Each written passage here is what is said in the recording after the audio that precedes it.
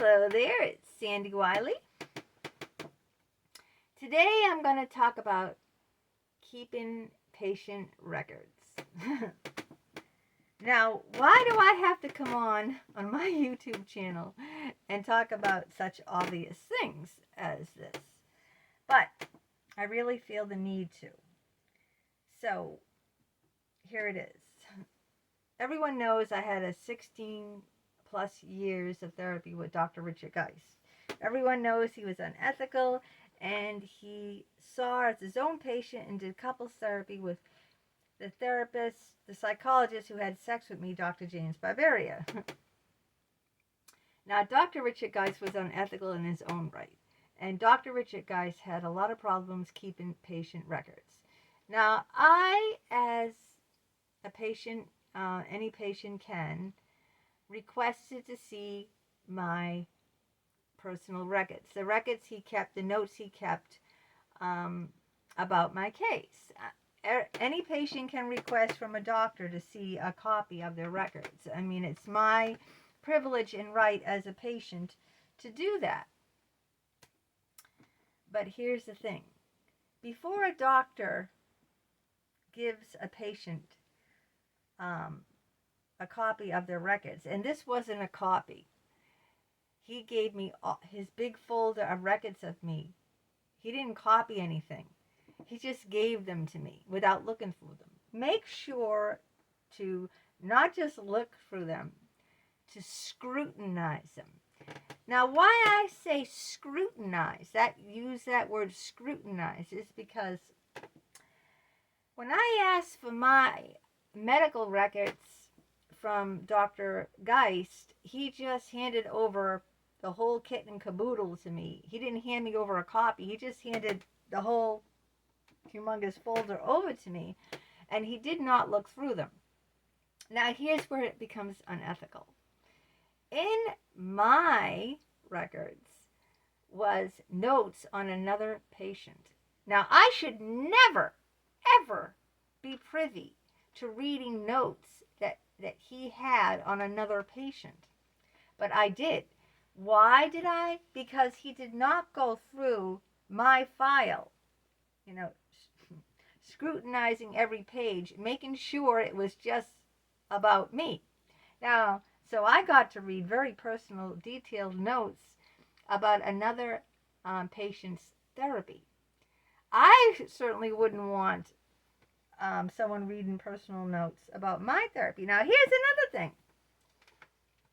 Not only did I find notes about another patient's therapy in my file, I found personal emails that he wrote and from another psychologist.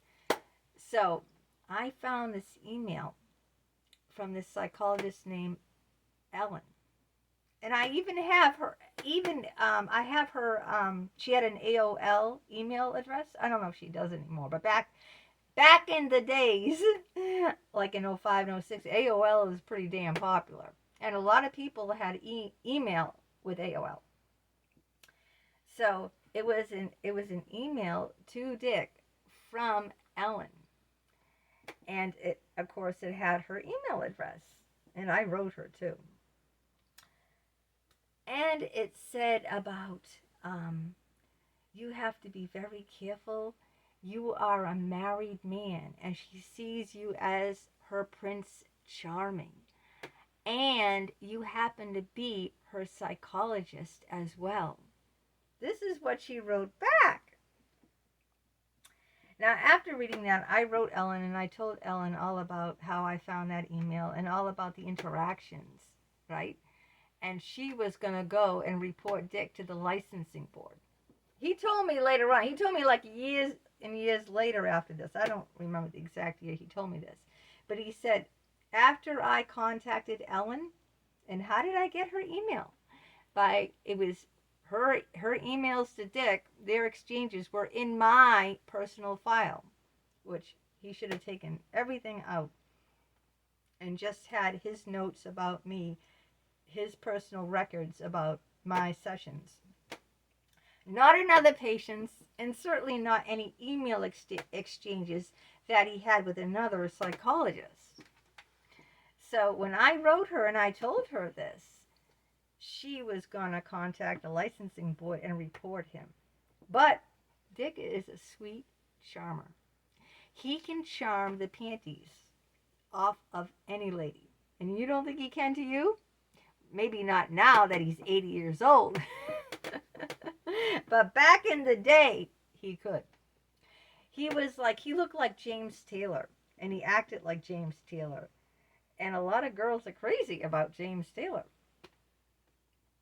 In fact, I really think that he had James Taylor as a patient. As you know, James Taylor went to McLean Hospital in Belmont. So, yeah, I think he was from the area too, because my husband said that he always stopped in the bookstore at the Atrium Mall where me and my husband worked. I worked as security. My husband, back in the day, worked in Borders bookstore, which is no longer there. But James Taylor often came in that bookstore. So, and Dick alluded that he had famous people as his patients. Now, he never came out and said I had James Taylor or Carly Simon as my patients. But you know how I kind of got the drift that he did. It's not a fact. It's just a gut feeling that he did. Anyway, I don't know that for a fact. But I'm off the subject now. What was I saying? And then he sweet talked her out of it. Now, it turns out that psychologist, Ellen, her last name began with a P. I don't remember it now because it was ages ago. She married her psychologist, and they had a bitter divorce. So the whole reason that I'm doing this video is you have to be very careful. Just like Dick and his wife broke the HIPAA law over and over again. For instance, when I first went to Dick, I told you he was free. But when I did first go to him, he did try to bill my insurance.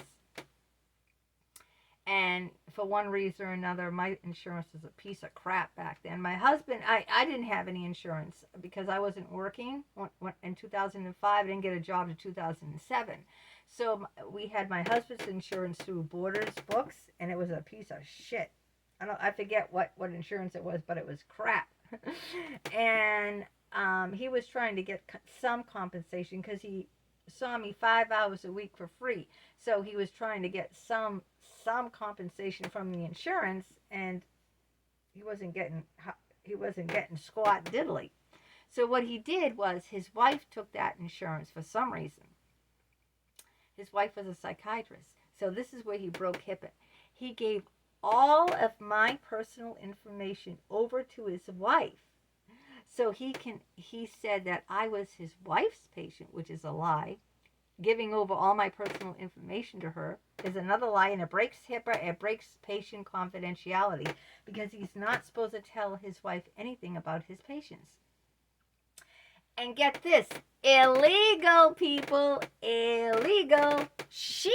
His wife, was billing my insurance as if I was her patient. Now that's illegal, okay? It's illegal.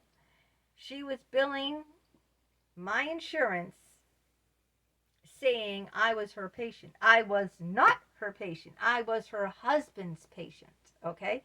They broke all the laws in the book. They could have been jailed. That's illegal. Billing someone's insurance is fraud. That's what it is. It's fraud. So they didn't do it for long. I think they did it for a few sessions, and then they stopped doing it for one reason or another. But it's fraud. For whatever weeks they did bill the insurance that she took, because she took my insurance, you don't do that. And you're breaking patient confidentiality. You just don't do that. If he's my psychologist. If he doesn't take my insurance, he can't even if his wife is related or what to him, but it doesn't matter. I'm not her patient at all. And you know another thing he did illegal? He tried to give me Valium drug. You know the drug Valium? I never took it. Okay, I don't take any drugs. I have 2 glasses of wine a night. That's about the only drug I take. And it's red wine, so it's heart healthy. He said, "Do you want some Valium? Valium. I can't even say the word, but you know what I'm talking about. Valium or something. You guys know what kind of drug it is, right? Go look it up. I think it has something to do with like anxiety or I don't know." He was willing to give me those drugs. From his wife is a psychiatrist, so she can prescribe anything, but she's supposed to prescribe to her patients, not her husband's patients. See, she just can't write out any drug prescription she wants. That's illegal. So if I had said, "Sure, give me the drugs, baby," that would have been illegal for him to hand over drugs. For him to hand me a prescription of drugs from his wife when I'm not his wife's patient. Do you see how these two operate? They're both Dr. Susan Geist, psychiatrist, Dr. Richard Geist, psychologist. They're both doing immoral, unethical, and illegal practices by doing this. There's another thing, So I just want to alert people out there. Be on the lookout for these things because it's just not right. And I come on and do these stories because truth is stranger than fiction. And I want to make professionals aware of what goes on out there. And I want to make people like myself, patients, vulnerable patients, aware of what goes on out there. I could have got into a drug habit by getting illegal drug. She wasn't my psychiatrist. She had no right to write me a prescription. Now, did she? She didn't. It was her husband, and he's a psychologist. He can't write prescriptions, so illegal. So I just want to inform people. I have so many of these things that I want to bring out to educate people. So that's why I do these videos. And I didn't do a nature video today because it's kind of like raining. And so I put in a psychology video for you. All right. Have a great day. Take care.